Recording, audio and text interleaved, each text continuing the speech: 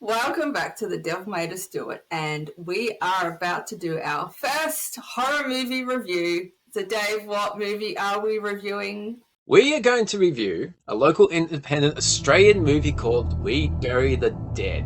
I can't wait to discuss this with you, Belle, so let's get into it.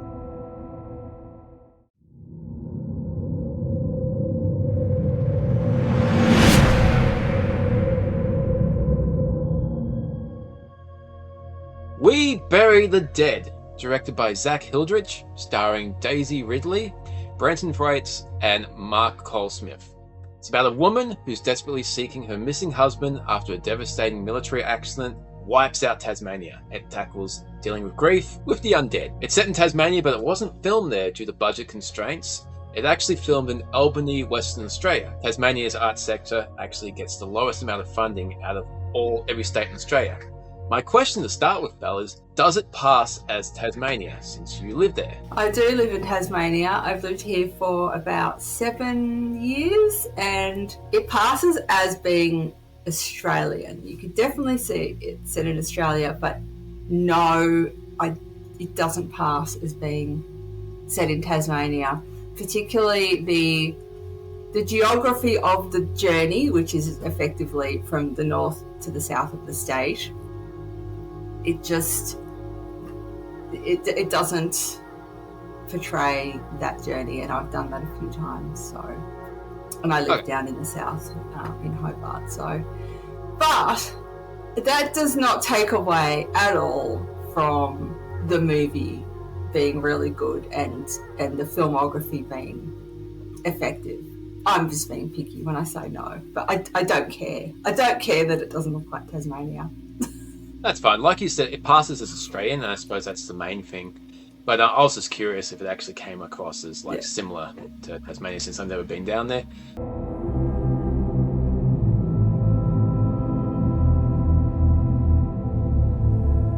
But how would you describe this movie to someone if you're trying to convince them to go and see it? Someone who might like horror movies or might not, but might be interested in what this Australian movie was all about. Well, the way it's kind of marketed is it's a zombie horror movie, and yes, there are zombies in it and there are elements of horror, but I would just say it's more of a drama. It's a story, and the story is really strong. The story of a woman who her husband was caught up in the whole military wipeout of the state. He was in the state at the time, so it's about her coming to search for him or his body, and it's very emotionally driven. It's about her and her journey, and there just happen to be zombies along the way.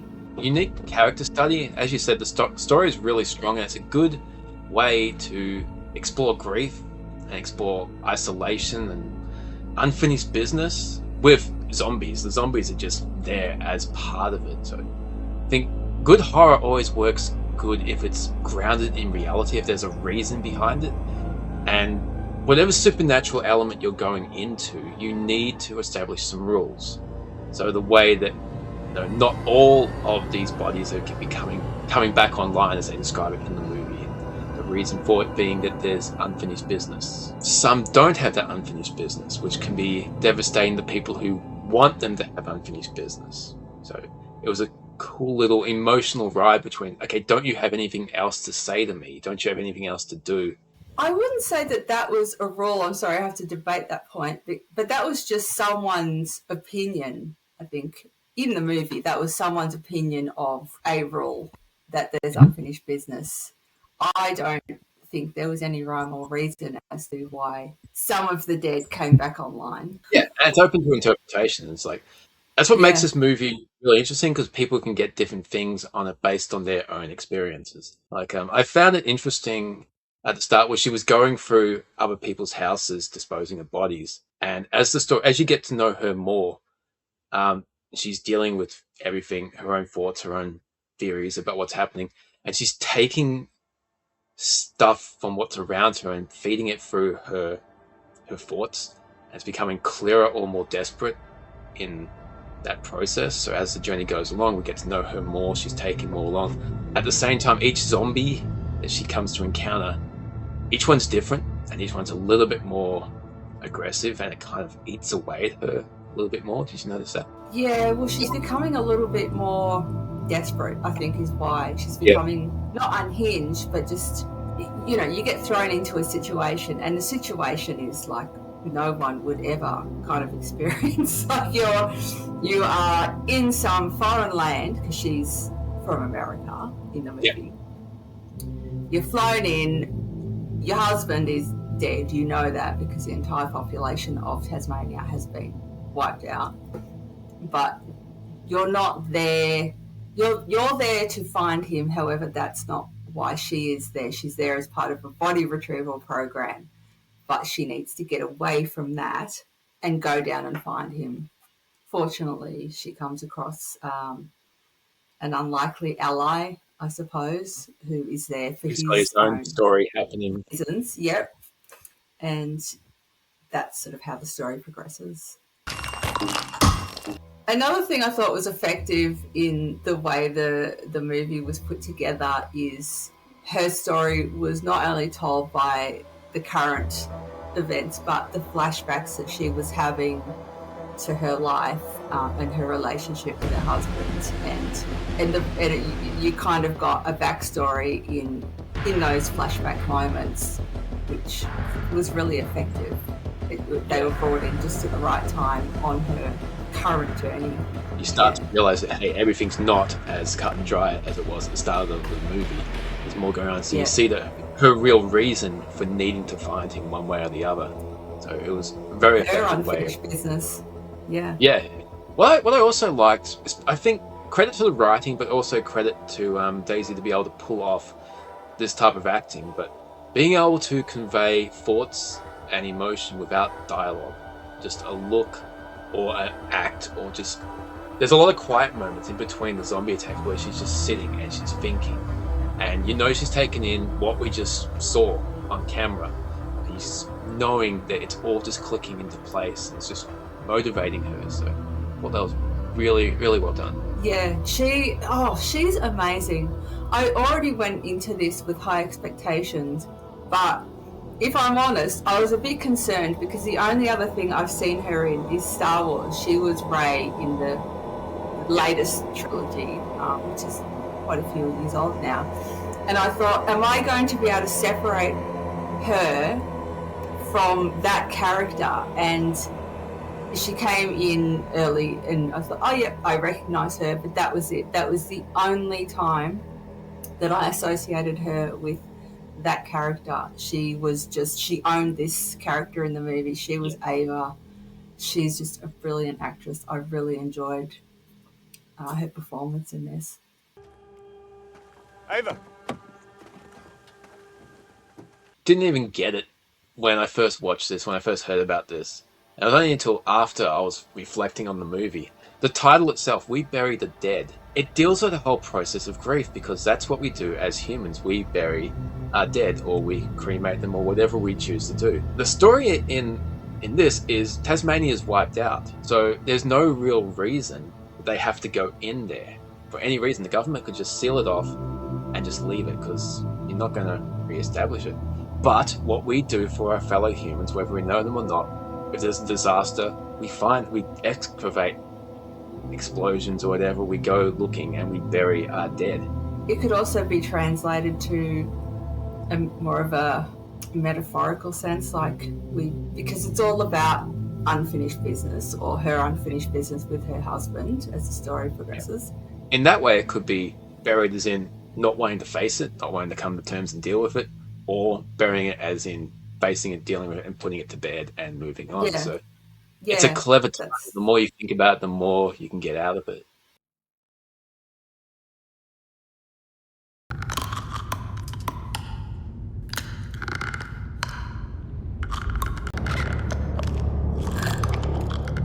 Belle, being a horror fan, as I know you are, you've seen lots of horror movies. You've seen The Walking Dead. You've seen countless movies. What do you think about the zombies in this and that whole teeth grinding thing that they did? That was a bit different, actually, and so effective. It just made your skin crawl, and I've got to say, like that, the teeth grinding thing was great, sound wise, visually.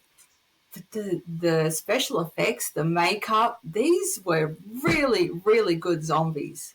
Spooky looking zombies. Like some of them were just, the more kind of violent, fast moving ones were just, scary zombie coming at you. But the others that were a bit more sedate were, you could almost pity them because they Yeah. seemed human. Well, I mean, they're human, but they seemed conscious, alive, not just kind of brainless, undead killing machines. There was a real melancholy and sadness about them that was just captured so well by Yeah. the special effects team. It just added more depth to it than what you would get in your typical zombie movie.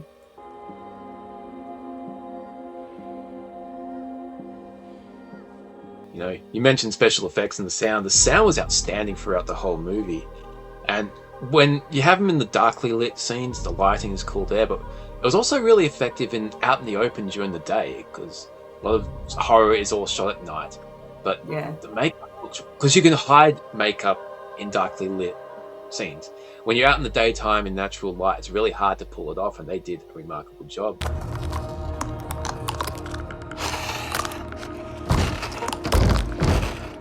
Zombies always used to be the whole really slow moving in the old class. It wasn't until 28 days later, when it was Rage, that they were infected with, and they just really, really fast. And it's opened up so many doors for zombies now. They can be fast, they can be slow, they can be all different types of things. But they introduced them as slow moving to start with in this movie, We Bury the Dead. But then when you get that first aggressive one in the house, it's scary because it goes against what we've established. It's like, why is this guy so aggressive? And it's like, okay, anything goes here. We have our rules, but these zombies progress. They can become enraged. Yeah. It was really unexpected, which just set you up for, it sort of set the tone for the rest of the movie from here on. You relax into things if you know that there are rules, and they establish those rules pretty early. And then those rules are broken, you think, oh my God, what, anything could happen now. So it just kind of kept you on the edge of your seat all the way through. She meets a couple of interesting characters that you're a bit iffy about, and you don't know where that's going to go. And that just continues all the way through to the end, actually. You just don't know what's going to happen.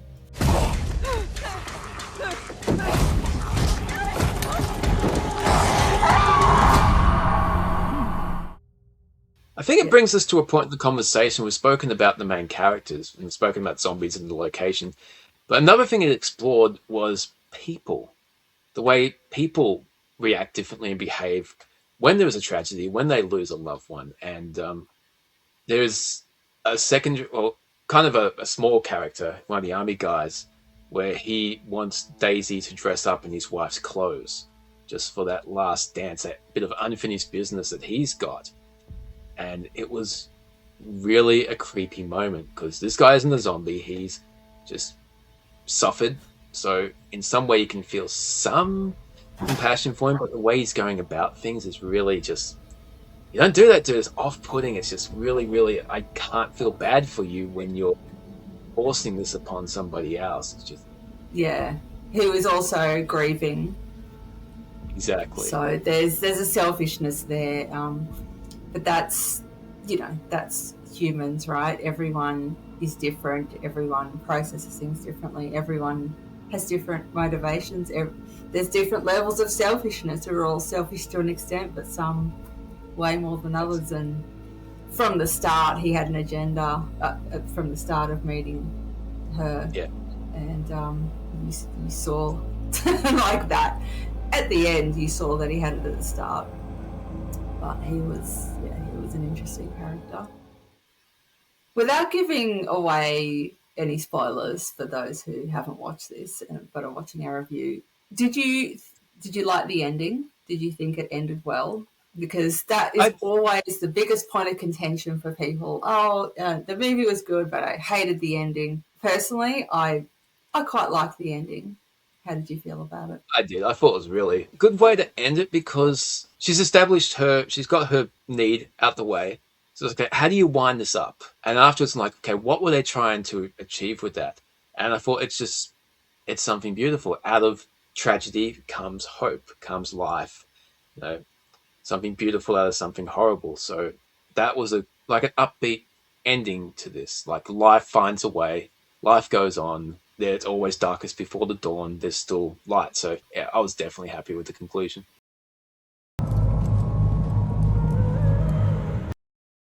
We're both big fans of horror. That's why we're doing these horror reviews.